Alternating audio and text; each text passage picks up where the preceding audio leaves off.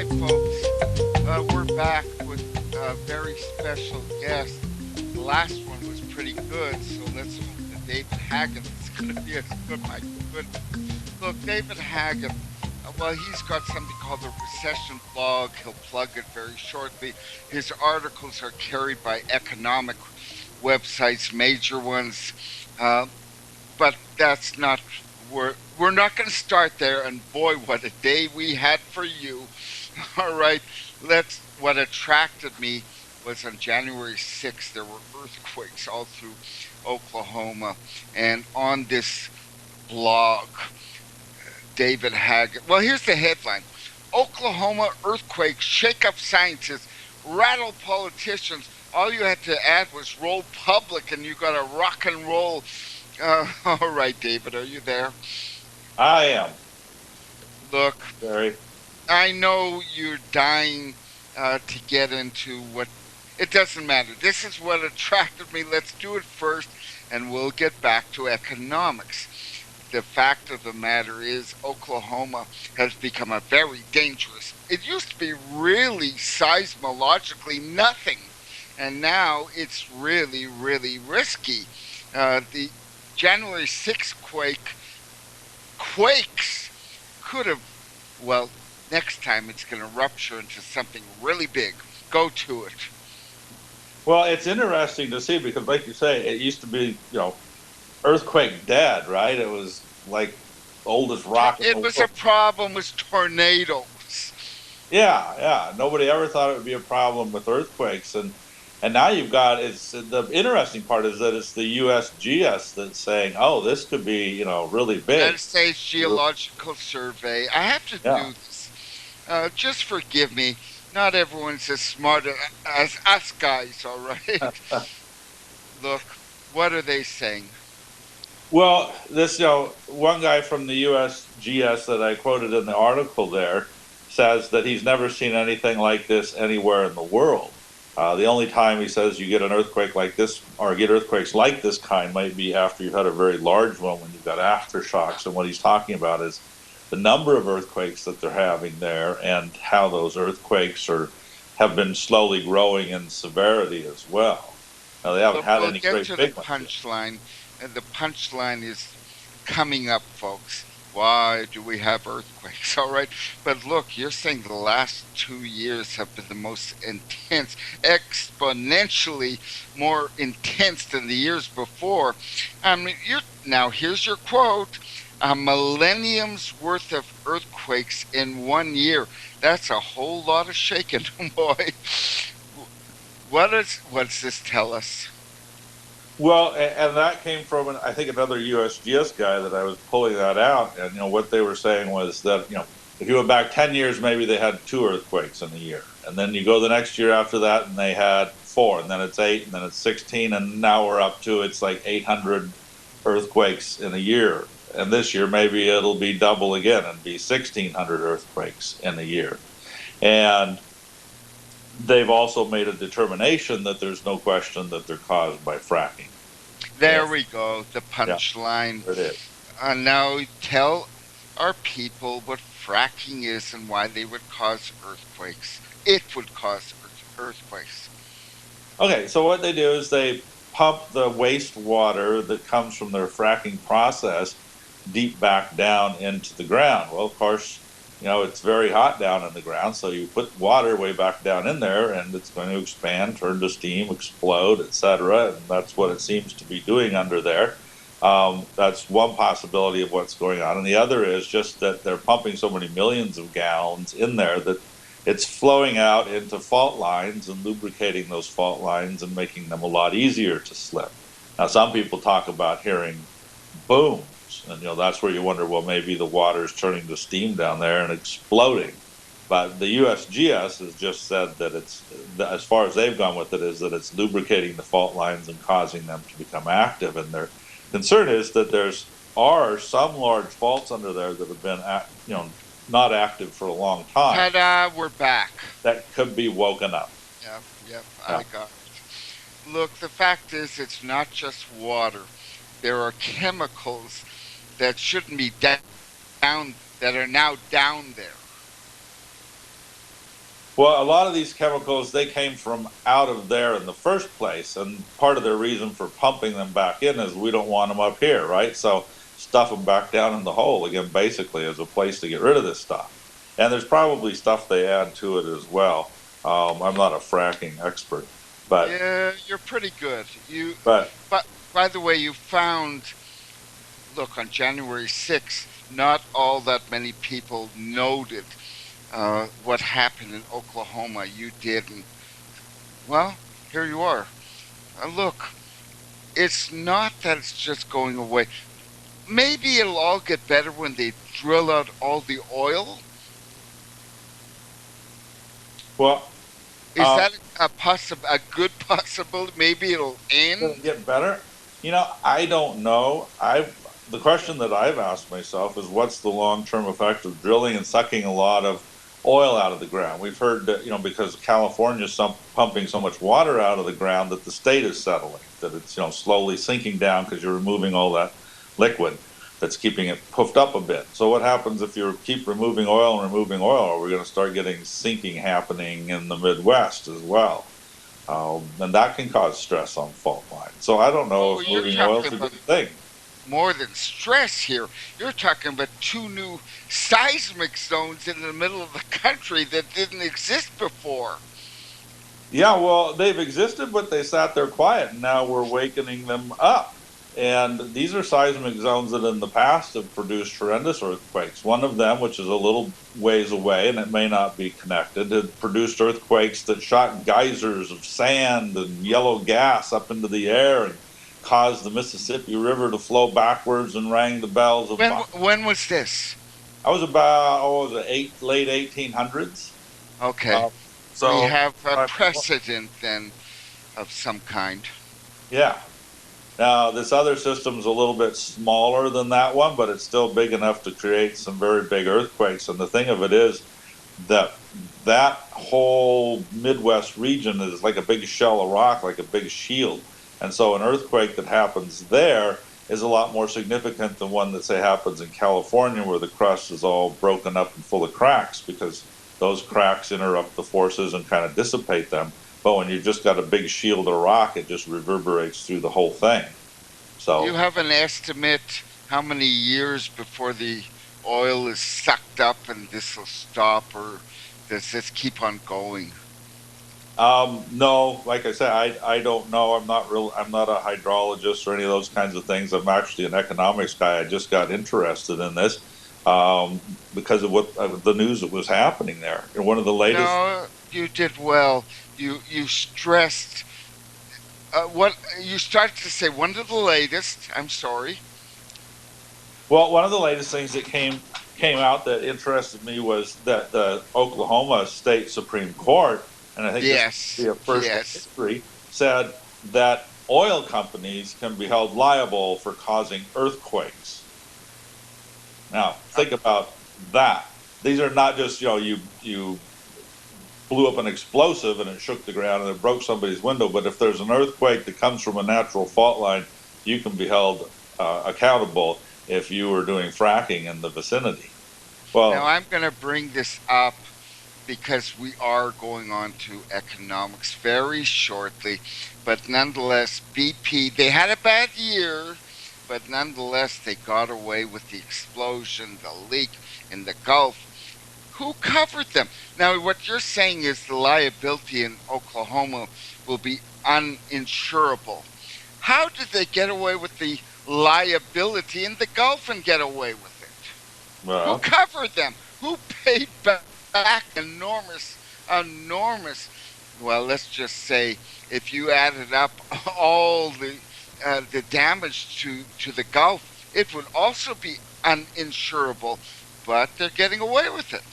yeah, and I think they covered most of that themselves. Really, that's why they had the bad year. They actually had to be responsible for something. Yeah, but they covered a small part of it, right? I Of know. course, never hold them as liable as they should. But then again, you know, in this situation, you've got a court now creating a liability that didn't exist before, saying you Now, can't be held responsible. this is important. the Oklahoma State Supreme Court, they ruled they're responsible. The oil companies are responsible for causing earthquakes. Now, this is a major precedent, no? I never heard anything like it before. So just like the USGS guys are saying they've never seen earthquakes quite like this anywhere in the world, I've never seen anything, insurance wise or liability wise, where a company could be responsible for an earthquake. I think this is very, very significant between us.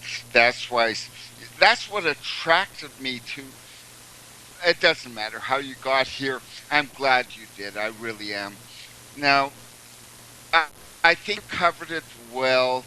There's a lot more to go, but here is where you are an expert and you say so. You Now this is confusing to me. Okay, you predicted the well, what you call it is the second dip of the Great Recession. Like anyone knows what the first dip was. Let's start.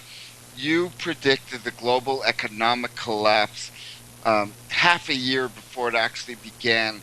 What is the second dip? Let's go into this whole aspect of your career. Away you go. Well, I don't buy the idea that the Great Recession ever ended. That started in 2007, 2008. I mean, yeah, if you want to go by the technical measurements, it ended where, you measure that by when gross You had a domestic. bad year for housing. A few banking companies collapsed, but it was all better. And what you're saying is no, this is the same recession we're in right now. Yeah, Right? right. Because I'm saying all they did was pump the floor of it up in the middle so we never feel what the bottom is, with a lot of non sustainable activities that the benefit of it goes away as soon as the activity is done. So they create zero interest rates to pump it up, they create new money out of thin air to pump it up.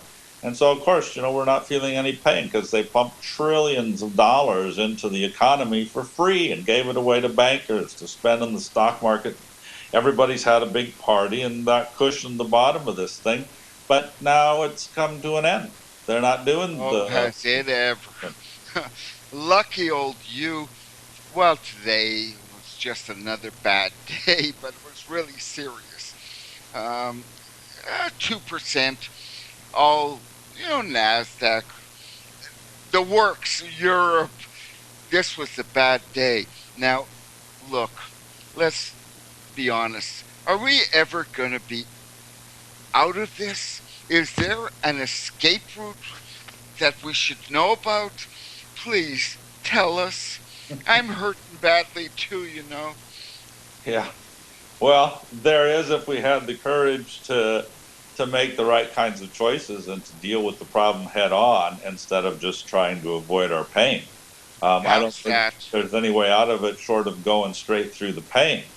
Well, I think we've piled up so much debt worldwide, personal debt, corporate debt, national debt, nation to nation, that what we really need is a clean reboot. We You're need to saying completely start over? We're all start going to over, start from zero? You flush think the that's debt. feasible? You know what's really interesting? What? Iceland is the first Iceland? nation on earth that did it this week, that said all mortgages, I don't think they went as far as all debts, but all mortgages in the whole country are canceled. And they did it because their You're saying people. everyone has free housing? Well, you can go out and get a new mortgage to get a new house, but whatever debt you had, it's gone. And who paid for the new, what you're describing? That, you know what? I like the idea, but somebody's got to pay for this. Oh, you All bet. the mortgages, where did it come from? Well, that's what I say. You've got to be willing to go through the pain. There's still got to be pain with that, right? Because the banks have to write that off, and now the banks are not in as good a shape as they were in many respects. They got to work through that, and let's say the pain could be this: you've got a retirement fund, and if you flush all debts, well, a big part of your retirement fund is in bonds. Bonds are debts; they're gone. There goes part of your retirement fund. But if you do it nationwide or worldwide, it's like a big giant reboot. Okay, you lose some of the assets you had that were owed to you. You lose a lot of debt that's owed to others, and everybody gets a chance at a clean start. Otherwise, I think we can spend the next 100 years digging our way out of the mountains of debt that we've created, and we just wind up the entire time beholden to bankers. Actually, that's going to happen. I actually don't see the world becoming Iceland. I don't either. But look, what you're saying is the global economic collapse. You saw it coming. All right. And there was nothing you could do about it. What did you suggest to people way back? I guess around 2007 would be your prediction, right? That was the first time, and that's where I started getting interested in the subject. At that point, it was kind of like if, for people that have seen the movie The Big Short, there were those guys running around saying, it looks like the housing market's going to collapse, and most people were saying, you're nuts and you're idiots. And so they were able to get people to take their bets that, yeah, it's going to, because people thought, okay, yeah, I'll be glad to take your money from you. And in that movie, there's a scene where the guy is talking to a real estate agent, and he's trying to say, what's going on here? These are expensive homes, and they're starting to be foreclosed on. She says, well, it's just a slump we're going through, but, we'll bounce right back because real estate always goes up. Well, I had conversations just like that. I had one with a real estate guy in Hawaii who was selling real high-end real estate, and I was looking at it, and I'm saying, I don't think this is just a slump. And I'm starting to put the dots together, and as I think about it after this conversation where he's all convinced it's going to be fine, and I'm like, I don't think you know what you're talking about, and you're in the business. And I start connecting the dots. What I started thinking about was, hold it, everybody out there, the reason they can all afford these rich houses that, I always wondered, how can everybody afford all this stuff? It's because they have these adjustable rate loans. And, Okay, now that's a concept once again. I'm seeing that if you forgive a la Iceland, all these people, their life savings will be down the drain. It will be a snowball. That's how I'm viewing it. If I'm wrong, go ahead, correct me. I don't mind. I like being wrong. I don't know, because we're looking at Iceland, who's just done this, and we're going to have to see how it plays out. It is the solution that I recommended a long time back, but this is the first time we get to see it actually play out, to see how it. You're saying if I move to Reykjavik, I can get a free apartment? No. But I'm saying. What are you saying? I'm saying that if you already lived in Reykjavik and you had a mortgage there, your mortgage would be forgiven. Apartment's still going to cost you money. If you go out and buy a house, it's still going to cost you money. You're still going to have to take out a new mortgage, but whatever debt you had is wiped out. It doesn't wipe out any debt you had in the United States, but if you had debt there, it would be wiped out. Boy, is this messy. Yeah. All right. The first thing is, I'm going to give you a shot. I want people to read you. Now, your blog, it has an address, and slowly spell it out so everyone gets to know you better. All right. It's thegreatrecession.info. Holy moly. Now, I can spell the great and recession. That's a very long. Spell it out so everyone gets the great recession. You know what? All right. Once more. Okay. So, THE, the GREAT, great recession, RECESSION.info. Wow. Folks, we're archived for 1 week at libertyarchives.com. If you missed that, which I'm sure you did, go there for a week. You know what? I'm going to plug me now, and then we're going to dive into this. I got questions, major questions. So my books are all at lulu.com. That's www.lulu.com. There's a search box right in my last name, CHAMISH. That's Chamish. My website, thank you, David, is at www.barrychamish.com. Now let's go into this. look, something is really happening. Uh, I don't know if it's just today. The last 2 weeks have been pretty good, but the economy of the entire, not just China, not just Europe, everywhere is collapsing. Yeah.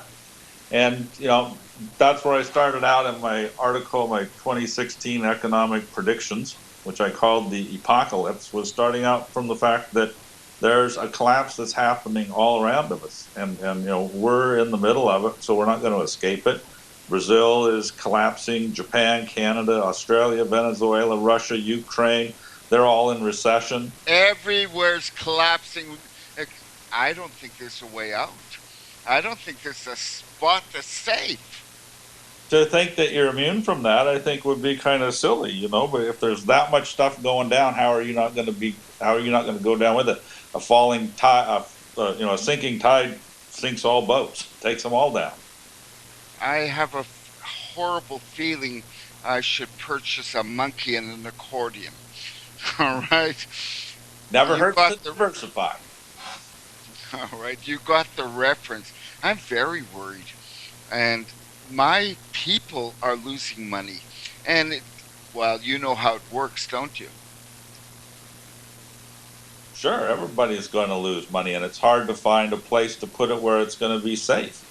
Well, where would you put it that's going to be safe? Well, first I'm going to start out with something not very encouraging and say really there's no place that's safe, because there we go. But we'll work on some ideas that might be safer than others. When you've got this much stuff going down at once, it's impossible to know where all the pieces are going to fall. All right, it's like Boy, are you consoling! All right. I'm so glad I came to you for the answers. All right. Think of a big building that's going down, and you're going to try to predict where one window, your little piece of it's going to land. Well, good luck with that. But I think bonds will go down. I mean, there'll be lots of bond problems. There'll be bond funds that go down. There will be stocks certainly going down. Banks that go out. So if your money's in a bank, it could be a problem. But let's look at where what your safest kinds of bets are. Gold won't necessarily save you either. I think the first thing that we already see going down is junk bonds, just like we did last time in the first dip of the Great Recession. Only who owns junk bonds? Who are the owners of these bonds?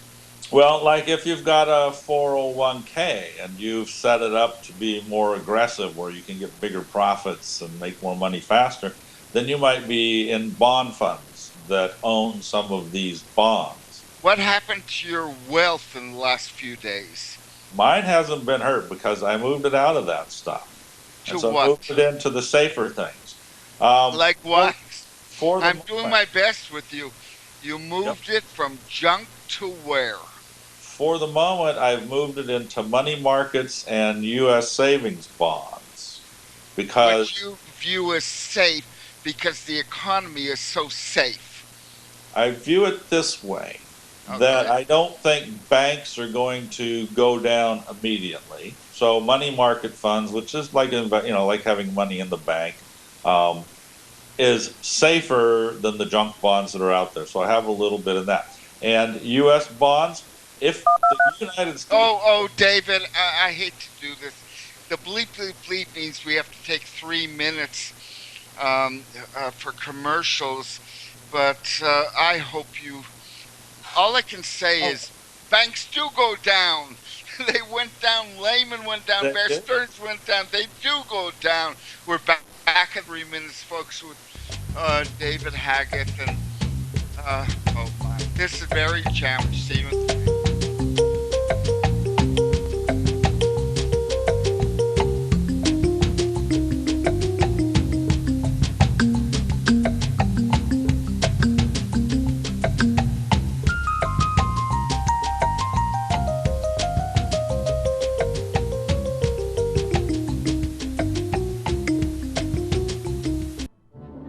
The book of Revelation says, the spirit of prophecy is the testimony of Jesus Christ. This is at the very heart of FirstAmendmentRadio.com. In that spirit, we have created the Prophecy Reality News app for all of your mobile devices, streaming First Amendment Radio 24 hours a day, 7 days a week. Available for your Apple, Android device, and smartphone, absolutely free. Get the Prophecy Reality News app installed today, so you can listen to First Amendment Radio wherever you are. The Prophecy Reality News app. Get it now.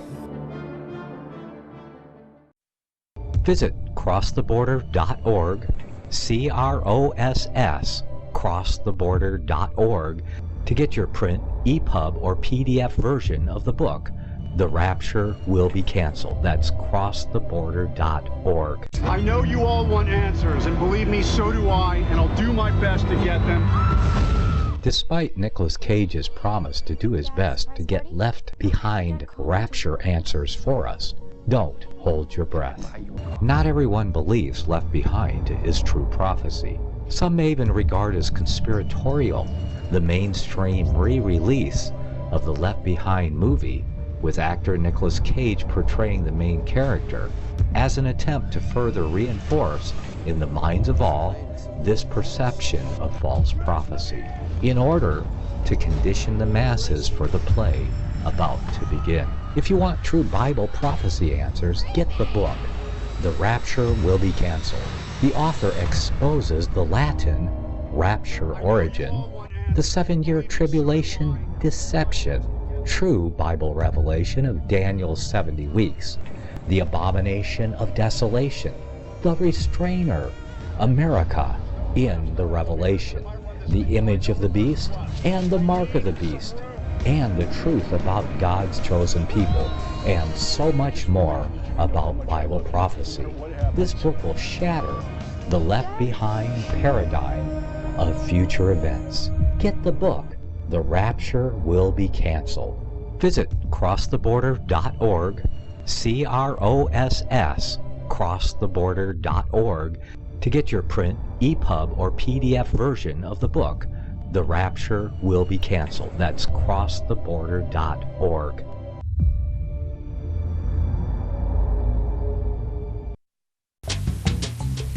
Wow, this again is a very profound interview.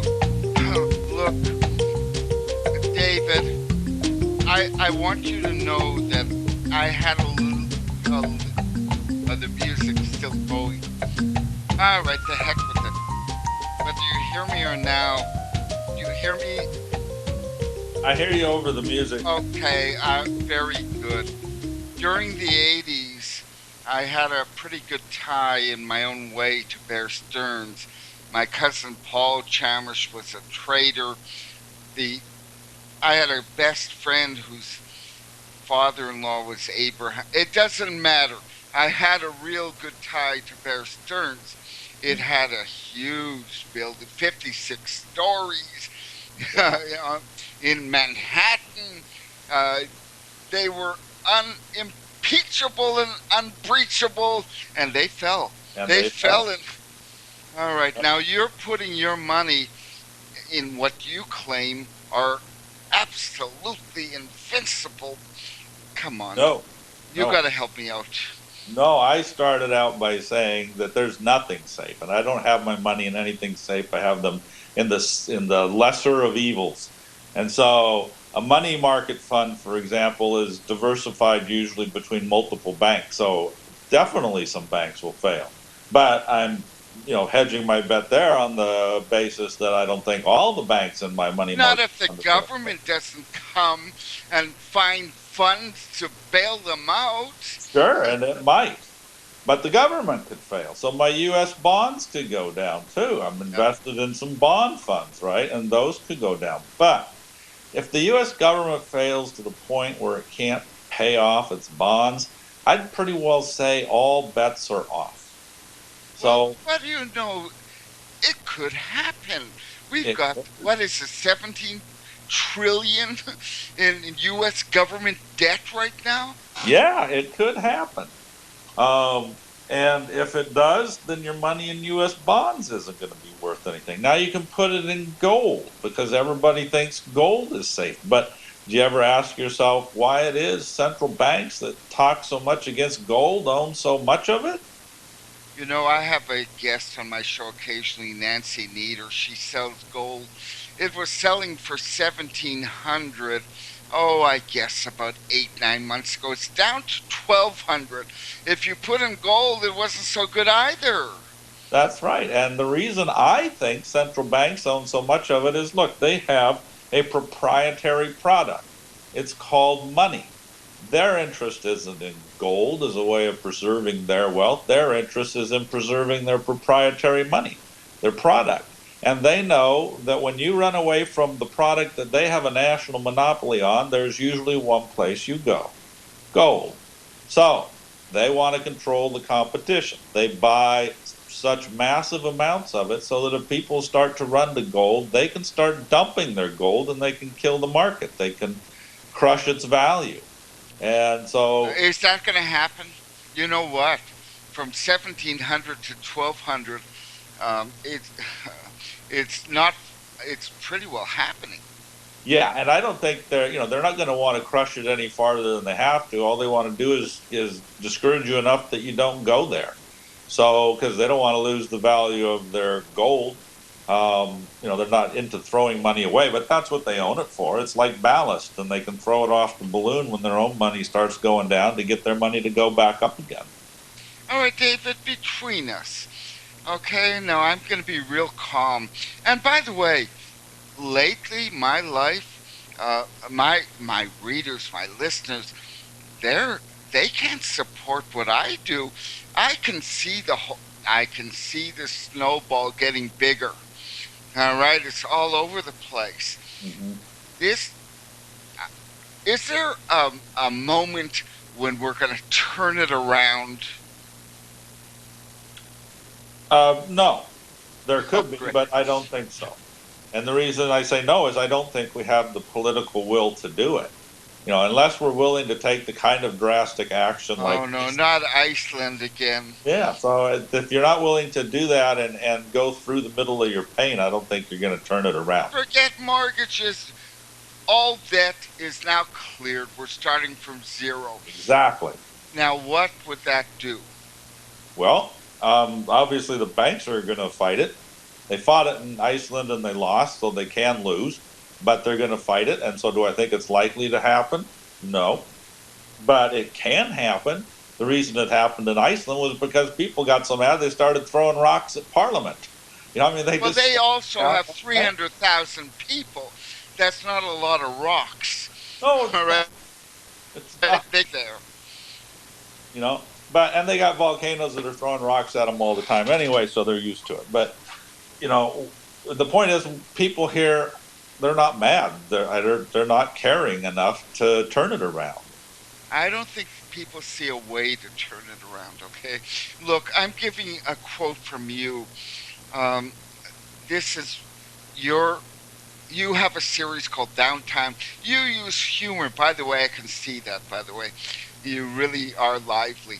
But nonetheless, you tried, here's a quote, bankers who should have seen the economic collapse coming, but whose cronyism, greed, and ineptitude caused them to run the world into a ditch. Good statement. Now, let's start. That's a broad statement. Which bankers? Where are? Who's cooperating with who? Who's playing along with this? There. I shouldn't pull my punches like that. I should just come right out and say what I think, Yeah, I think so. You pulled your punch big time there. Well, Which bankers? Throw a big punch right in the nose here, then, because I like to punch the biggest bankers first. Let's go with Ben Break the Banky, Okay. He stood up. Break the banks.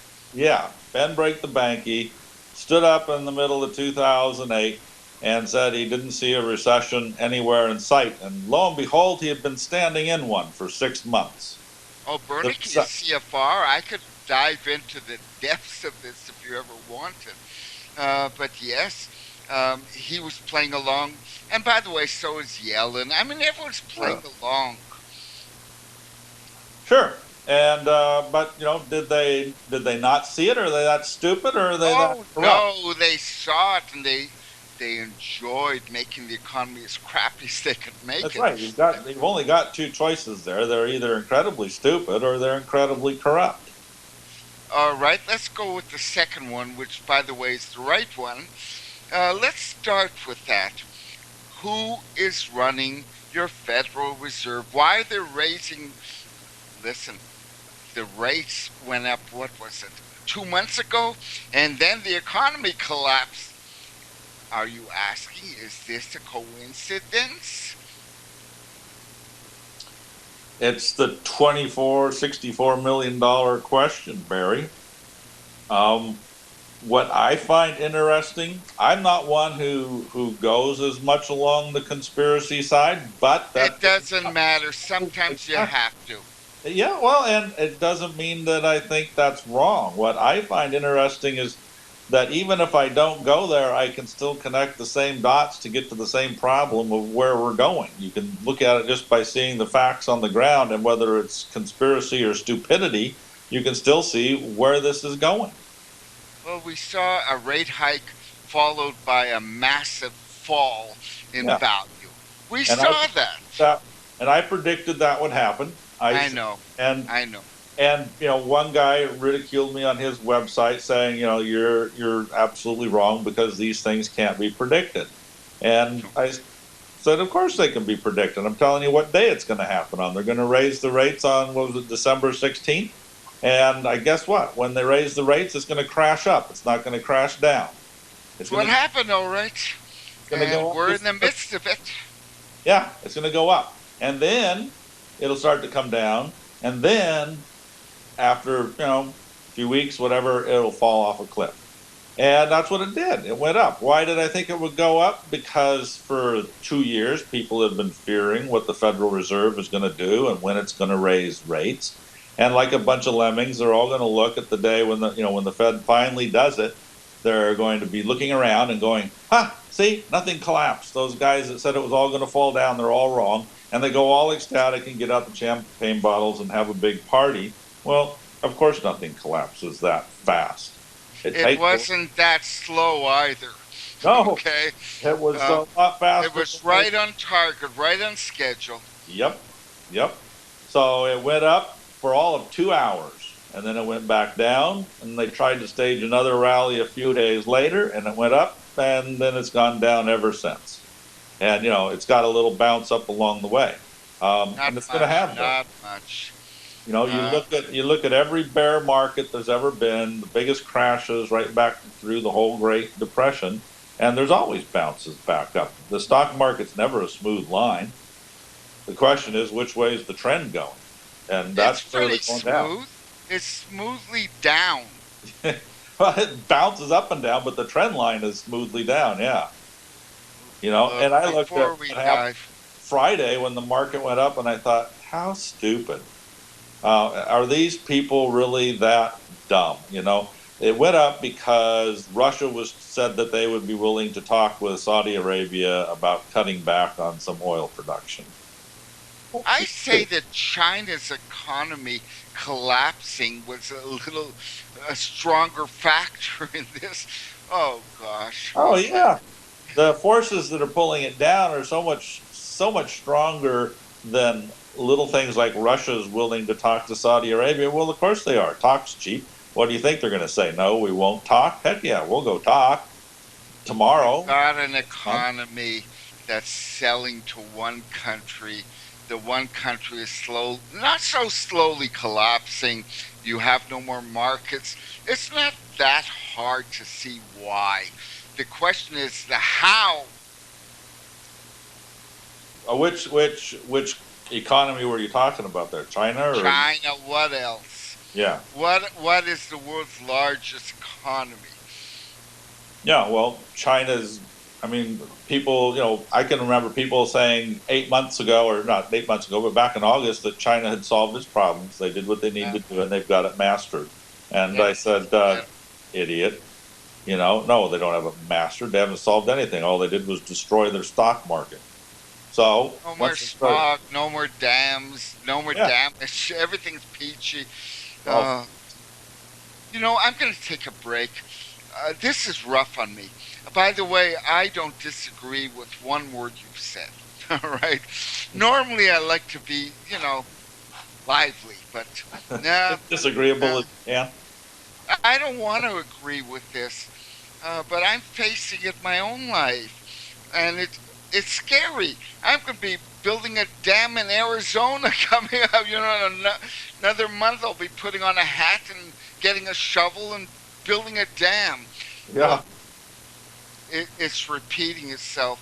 It's affecting me, and I'm going to have a crappy old age. Just so you know. Now, just for fun, what happened to the Bear Stearns building? Giant 56 stores. What's it used for? I don't know. What is it? You got me. You got me. What is it used for? I don't know what moved in there. Housing for rats. I guess that's what it housed before anyway, so it's ideally suited for it. Great. So Now I'm going to your next topic. And, oh, gosh, every time all right, you and I are on the same page here. This is the quote. You criticize the daily news, not just the content, but the uncritical, unthinking nature of almost all of mainstream reporting. Ta-da! What, you just got up this morning? Oh, gosh. Go for it. it gives me plenty of material to work on, right? Every day I can read stuff where they just repeat whatever the Federal Reserve says or anybody says as if it's a fact, as if it's a fine. Talking about the recovery, and they'll start using the word recovery as if there is one. Do you hear these guys on, Bloomberg News? Some guy is, predicting that his company is going to have a UPS, whatever it is. They push this plus side to get people to buy, and they're lying through their teeth. I'm sorry. I'm getting excited again. I shouldn't. Yeah, well, I'm trying to think That's what what it you're was. talking about, okay? When you talk about why don't they critically interview these guys? Why don't they tear them to bits? How come they get to say this without opposition? I ask myself futilely. Yeah, and I asked myself the same thing. I was just trying to remember here what it was I read just this morning that somebody just was Bloomberg, I think, and they just took something at face value as if it was fine and ran with it. And I thought, seriously? I can't think now what it was I read, darn it. Well, we're off our lows of the day, and things are looking good. We're only down 249. Yeah, only down 249. It's tremendous entertainment if you weren't affected. That's where the problem comes. You can't escape it. It doesn't matter. You don't have stock. You're going to get it. Yeah. I don't know why people don't hold the media more account to the types of stuff that they just parrot. It kind of puzzles me that people are so willing to swallow that stuff. Isn't it amazing? Isn't it amazing? Look, I don't know what a 401k is, but people have lost their shirts in the last week on their 401ks. These are common working stiffs. Yeah. And look at all the people that lost them during the dot-com crash and that lost them, in 2008. I'm going to bring up something now that I don't think it's connected necessarily to what's been happening, but I knew the banking world of New York in the 80s. There was a lot of cocaine going on. I mean, all the traders would gather together and snort. Now, I'm not sure this is a scandal, but it's something I experienced. Back then, I was a banking cocaine junkie whenever I came to New York. That's what they were doing. Yeah, well, you got to be high, I guess, in order to be in a state where you can do what they were doing to people. I don't think they were doing anything they thought was wrong. It caught up with them, and they lost their jobs, they whatever. But I think they thought they were helping the economy. That's what I think, anyways. I hope these were decent people. They really were not crooks. Mm-hmm. Well, there's a lot of people that they're not really thinking about what their actions are and how harmful they are. And I think the big problem is when we got crooks, we don't go after them. We didn't go after the people that were bringing the banks down. No, you bailed them out. What Yep, are you? we bailed them Are you out. kidding? And by the way, just so you know, We made them I rich. didn't say it before, but Abraham Greenberg, I believe, was the name of a good friend of, well, her father-in-law. Her mother's father, in short, was Abraham Greenberg. He ran Bear Stearns, and he didn't suffer, but tens of thousands of people walked out of their apartment fired. They had nowhere to go, and they had nothing in their pockets. Nothing. Well, and it's going to take a lot of outrage on the part of people before you'd ever see Congress or the courts holding people like that responsible. It can happen, but whether or not we'll ever get, to the point where we're outraged enough to force it to happen, I don't know. You almost have to have a kind of self-sacrificial will to commit a huge amount of time to it, like people in the Revolutionary War did, before you can get this government to tip Or one. you take Morgan Stanley and bail them out to the tune of $700 billion and convince the American public it's for your own good, and they buy it. It's very frustrating. It really is. Yeah. And so, I think that you look at the market and the way it's reacting to things, and it's reacting irrationally. And that's a good sign of a market that's going to crash. The more irrational it gets, the farther it's going to crash. So I don't think it's what we're going through right now. You can call it a slump, but what? Again, what they say on Bloomberg News, where everything is happy. Oh, we had a pretty good quarter, and we're real happy, and we see growth in the year 2034. I mean, what you're watching is lying to get people to buy their stocks. It's not going to work. People are not buying into this right now, but people are not going to have anywhere to go. Where do you go? you need to have a little gold, have a little land, have a little bonds, and recognize that whatever you've got, it's all at risk. So you got to have a little humor. Yeah, I view it that way as well. By the way, just so you know, we're on the same wavelength. That's the only way I survive.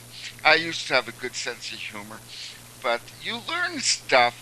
It kind of affects your sense of humor a bit. Yeah, but you just got to keep working at it. I think that it's easier for me to face these things because I tend not to be one to worry about them. I've been through tough things in life. I know I'll make it through other tough things. I find my value in relationships with family and with friends, and those things continue to exist in bad times. And that's what I can focus on. Actually, me too. I have a very, you know what? It's turning out to be, in its own way, a good marriage, and I focus on that. It's the only thing. I agree with everything you just said. I'll try and get, well, let's just say you're right. Okay. Look, we have to go through pretty soon the end of the show. I'd like you to plug yourself again, slowly if need be. All right, thank you. It's thegreatrecession.info. I think you can spell it.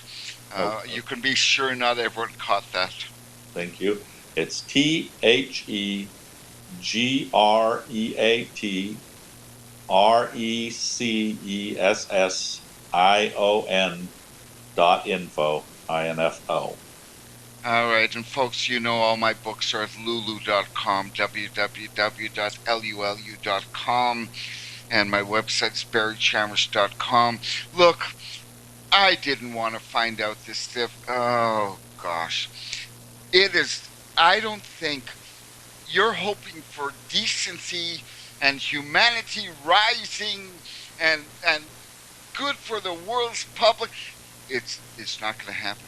No, I don't think so. I think that what we're going to see out of this, and this is part of my predictions, is, while I mentioned those things could happen, I don't think it's going to. I think what's going to happen is when we have a global collapse that we're now going into, we're going to look for global answers, and we're going to look for a global cashless system as a single unified economy. Ooh, that's conspiratorial. That's the New World Order. I mean, that's global economy. Oh, it really is. But the thing of it is, and it probably is conspiratorial. But what the heck? Every now and then you can get there even without that. I mean, if you just look at where people want to go and the way they're thinking, everybody always thinks bigger is better. Everybody, buys things without cash. Cash is inconvenient. They buy things on the internet.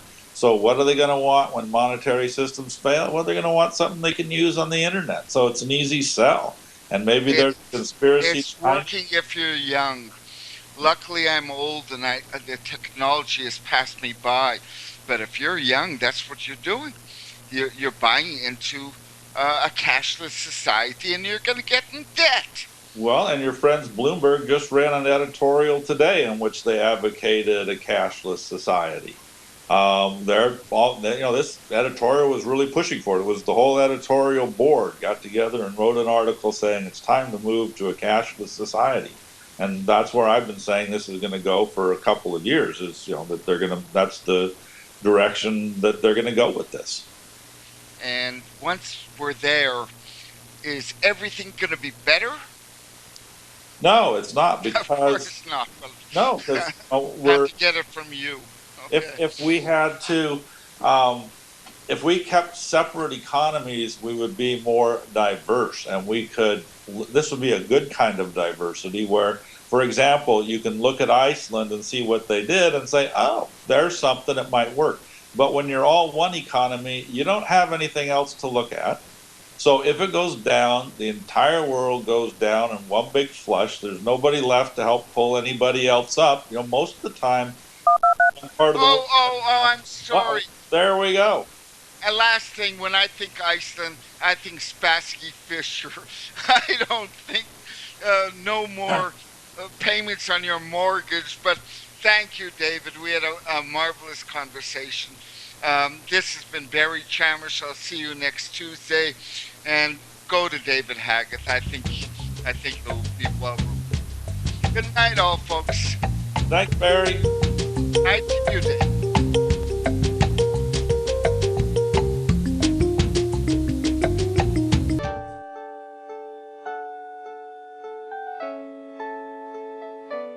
The program you are listening to is 100% sponsored by you, the listener, on this First Amendment Rights Media channel. You will notice that there are few commercials on this radio network. There's a good reason for that. Corporate advertising dollars come with strings that limit program content. So without your help, these programs cannot continue on internet or our several affiliates. If you benefit by the educational law programs, we ask you to give. If you are admonished or nurtured by the Bible and ministry programs, we ask you to give. If some voice a cause that you are passionate about, we ask you to give. If you believe in any of these, we ask you to support them as you would a missionary on a continual basis, as if giving a tithe for missionary radio. These programs are not commercially viable and must be supported by those faithful to the cause of truth. Look for the button to sponsor your favorite programs at our listen and schedule pages on the internet. Then, when you subscribe, we will send you the last quarterly MP3 CD of that program immediately, and continue to do so with each new quarter. We will also give you unlimited archive access to all of our programs. We're asking you to give much less than a tithe, so that you may also send support directly to a particular program host, cause, and anywhere else the Spirit may lead you. Do all to the glory of our God and Creator, for His holy nation, the only kingdom that will last forever. Thank you for listening.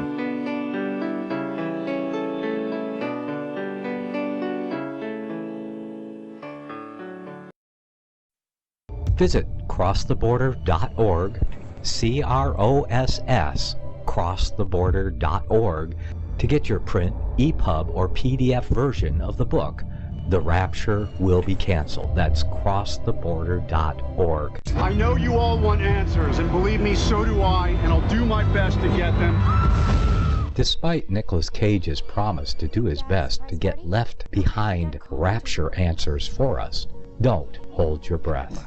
Not everyone believes Left Behind is true prophecy. Some may even regard as conspiratorial the mainstream re-release of the Left Behind movie, with actor Nicolas Cage portraying the main character, as an attempt to further reinforce in the minds of all this perception of false prophecy, in order to condition the masses for the play about to begin. If you want true Bible prophecy answers, get the book, The Rapture Will Be Canceled.